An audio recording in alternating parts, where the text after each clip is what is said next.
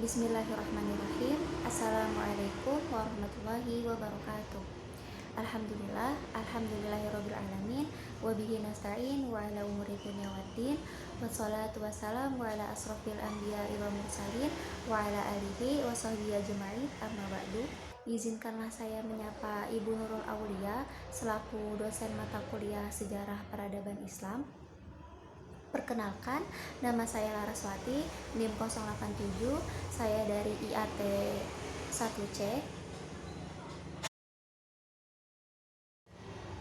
Kita akan menyingkap rahasia besar yang merupakan misteri dalam perjalanan peradaban manusia, yaitu bangsa Mongol, bangsa yang sebelumnya menghancurkan peradaban Islam di Baghdad, tapi kemudian menjadi penyebar agama Islam ke banyak dunia. Pada bagian pertama ini kita akan bahas lebih dulu tentang asal-usul bangsa Mongol supaya kita bisa memahami dengan baik nih teman-teman tentang siapakah bangsa Mongol tersebut. Jadi, bangsa Mongol adalah masyarakat nomaden yang berasal dari pegunungan Mongolia yang membentang dari Asia Tengah sampai ke Siberia Utara, Tibet Selatan, dan Manchuria Barat serta Turkistan Timur. Pada abad ke-11, Mongolia dikuasai oleh kerajaan Mongol yang menduduki 3 sungai dan pegunungan Altai hingga sungai Serenge. Kerajaan ini dipimpin oleh Khabulakan. Cucunya yang bernama Yesugei mendirikan kerajaan Mongol Khanlik. Kemudian, Yesugei wafat tahun 1170 Masehi dan kerajaan Mongol terbagi menjadi beberapa bagian. Anaknya Yesugei yang bernama Temujin yang saat ini dikenal dengan sebutan Genghis Khan menguasai tampuk kepemimpinan Mongol pada saat itu. Nama asli Genghis Khan adalah Temujin. Bapaknya yang sudah dijelaskan tadi yaitu Yesugei Bahadur Khan, yaitu pemimpin dari suku Mongol Khanlik yang merupakan cucu Alanja Khan. Jadi Alanja Khan adalah pemimpin besar suku-suku Mongol di masa lalu. Temujin atau Genghis Khan dilahirkan di bantaran Sungai Onon pada tahun 1155 Masehi. Saat Temujin lahir, ayahnya sedang bertempur dengan bangsa Tartar.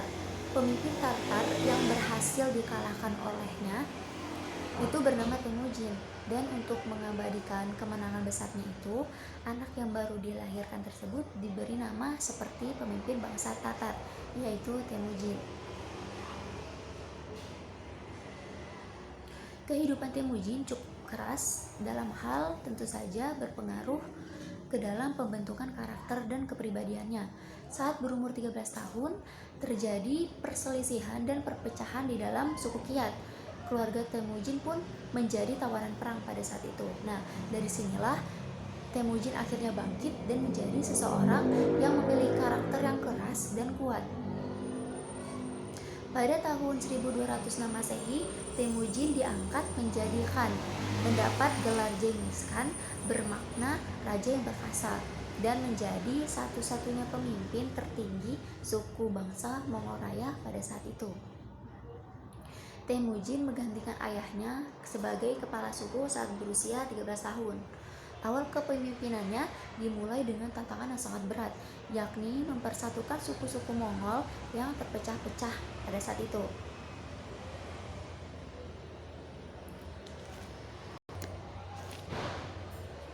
Pada saat kepemimpinannya, Genghis Khan berhasil menyatukan suku-suku di bangsa Mongol dan juga menaklukkan kabilah Tartar lainnya. Genghis Khan berhasil membangun imperium besar dan luas yang membentang dimulai dari timur di Cina, Persia, dan Eropa Timur di barat, Rusia di utara, dan India di selatan. Ada beberapa alasan yang menjadi latar belakang Genghis Khan menginvasi negeri-negeri Islam. Yang pertama, alasan yang terpenting melebihi segalanya adalah bahwa penaklukan tersebut merupakan takdir yang dibebankan oleh langit kepada dirinya tanpa disertai alasan yang jelas. Genghis Khan tidak merasa bersalah dan dia tetap kokoh terhadap pendiriannya bahwa apa yang sudah dia lakukan merupakan perintah menurut langit. Yang kedua, penghancuran adalah hanya masalah strategi dan pembantaian adalah ekses dari peperangan. Ketiga, menyangkut masalah ideologi. Orang-orang Mongol termasuk Genghis Khan, agama resminya adalah Shamanisme. Agama ini menjadikan objek alam sebagai sesembahan, terutama matahari. Agama Shamanisme inilah mempertahankan kepercayaan kuno tentang kesucian berbagai peristiwa dan benda alam. Di antaranya ada air, api, hujan, dan petir.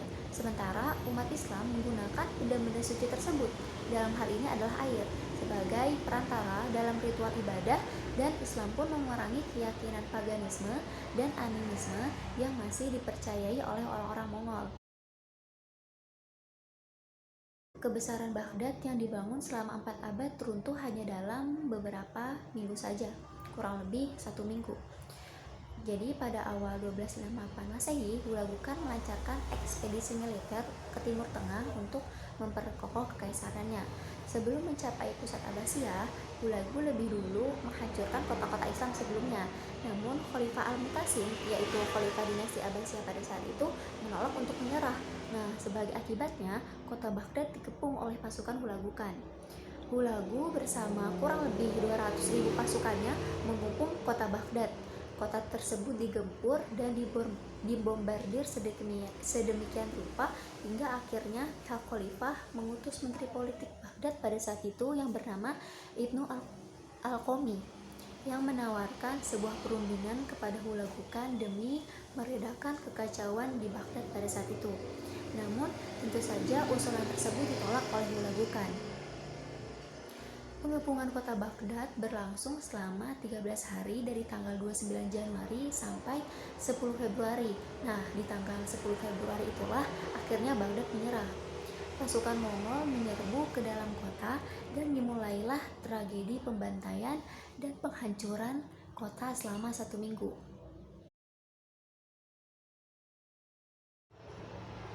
Setelah puas menghabisi Baghdad dan seluruh isinya, pasukan penakluk itu pun bersiap-siap pergi tanpa penyesalan sedikit pun.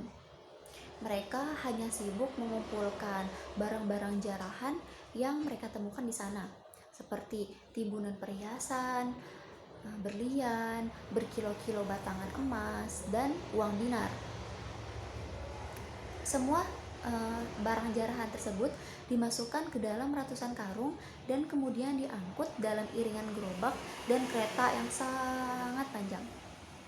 Yang kedua, setelah pembantaian selesai, Hulagu pergi dan meninggalkan kurang lebih sedikitnya itu 3.000 tentara Mongol untuk membangun kembali kota Baghdad. Genghis Khan mendirikan suatu kerajaan Mongol dengan gelar Il-Khan. Dinasti Il-Khan berdiri pada tahun 1259 Masehi pada saat Hulagu Khan berhasil memantapkan kekuasaannya di Baghdad.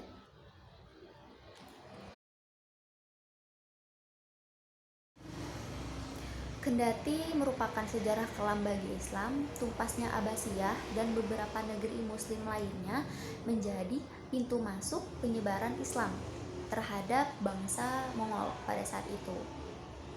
Jadi, seusai menguasai negeri Islam, bangsa Mongol pun hidup berdampingan dengan penduduk Muslim yang kala itu selamat dari peperangan. Alasan yang kedua, Ghazana Khan dinobatkan sebagai penguasa dinasti Il-Khan pada tanggal 3 November 1295 Masehi. Nah, setelah menjadi Muslim, Ghazan menjadikan Islam sebagai agama resmi di kerajaannya.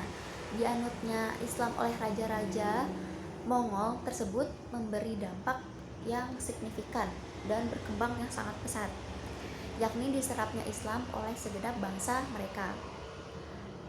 Kehadiran dinasti Il-Khan yang menegakkan ajaran Islam sebagai agama resmi kenegaraan merupakan terobosan baru bagi peradaban Islam di tangan bangsa Mongol.